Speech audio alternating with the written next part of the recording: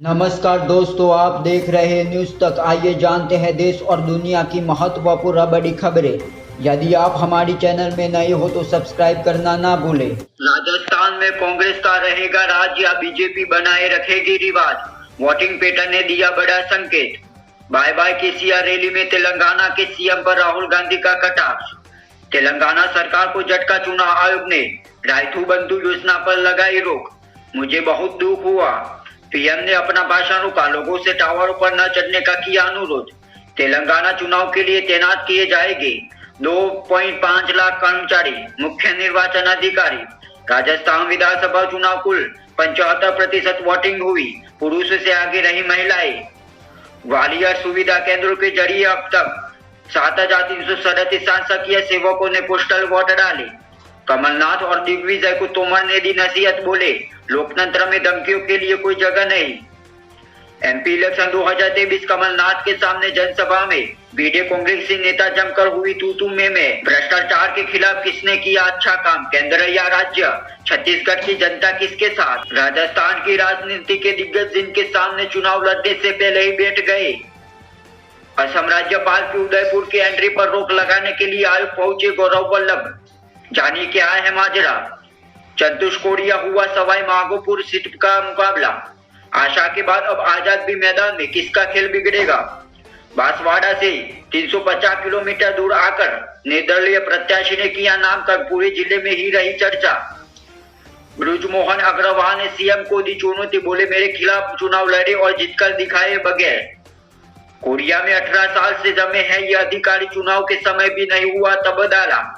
पिछड़े दलित व आदिवासी ने थामा कांग्रेस का हाथ, बीजेपी को मिल रहा है सर्वों का साथ। सीजी में पहले चरण के चुनाव की तैयारियां पूरी, 3 स्तरीय सुरक्षा में रहेंगे 600 से अधिक मतदान केंद्र।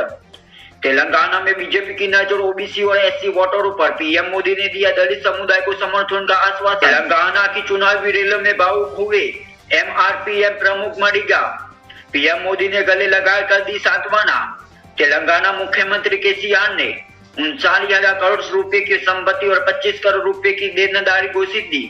कांग्रेस ने तेलंगाना में चुनाव प्रचार के लिए अपनी कर्नाटक की ताकत झोंकी। मिजोरम विधानसभा चुनाव के लिए प्रचार अभियान समाप्त, कल होगा मतदान। मिजोरम विधानसभा चुनाव कांग्रेस का सत्ता में वापसी का कठिन लक्ष्य। 77 साल के लाल सावता के हाथ में कमान।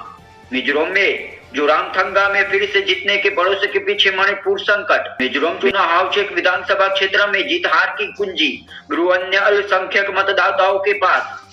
विधानसभा चुनाव 2023 की सरगर्मी बढ़ गई और बहुत जल्द इस देश के 5 राज्यों मध्य प्रदेश, छत्तीसगढ़, राजस्थान, तेलंगाना तथा मिजोरम में चुनाव होने जा रहा है। पूरे नवंबर माह में चुनावी सभाओं, घोषणा पत्रों, भाषणों का जोर बना रहेगा, क्योंकि 5 राज्यों का अपना अपना महत्व है। मध्य प्रदेश में पिछले चुनाव में जीतने का बाद भी कांग्रेस ज्यादा दिन तक सत्ता में नहीं रह पाई थी और सूबे के सबसे अनुभवी नेताओं में से एक शिवराज सिंह चौहान ने एक बार फिर भारतीय जनता पार्टी भी की सरकार का गठन किया था।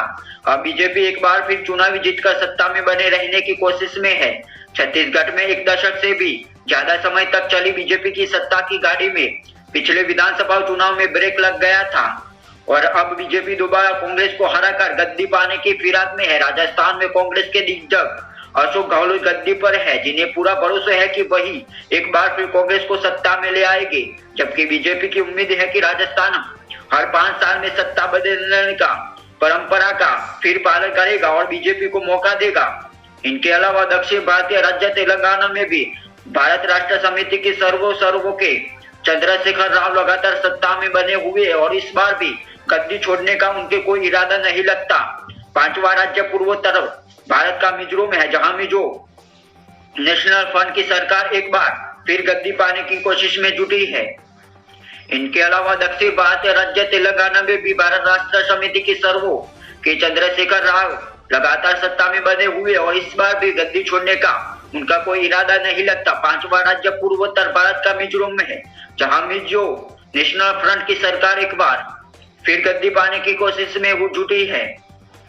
मिजोरम की कुल 40 विधानसभा सीटों पर एक ही चरण में 7 नवंबर को मतदान होगा। छत्तीसगढ़ राज्य के कुल 99 विधानसभा सीटों पर मतदान 2 चरणों में 7 तथा 17 नवंबर को करवाया जाएगा। पहले चरण में 20 सीटों पर वोटिंग होगी, जबकि शेष सीटों पर दूसरे चरण में मतदान होगा। मध्य प्रदेश की सभी 230 विधानसभा सीटों पर एक ही चरण में 17 नवंबर को मतदान करवाया जाएगा। राजस्थान की कुल 200 विधानसभा सीटों पर भी एक ही चरण में 25 नवंबर को वोटिंग होगी तथा दक्षिण प्रांत तेलंगाना राज्य की 119 विधानसभा सीटों पर एक चरण में 30 नवंबर को मतदान होगा। सभी 5 राज्यों में मतगणना यानी चुनाव परिणाम 3 दिसंबर 2023 को घोषित किया जाएगा।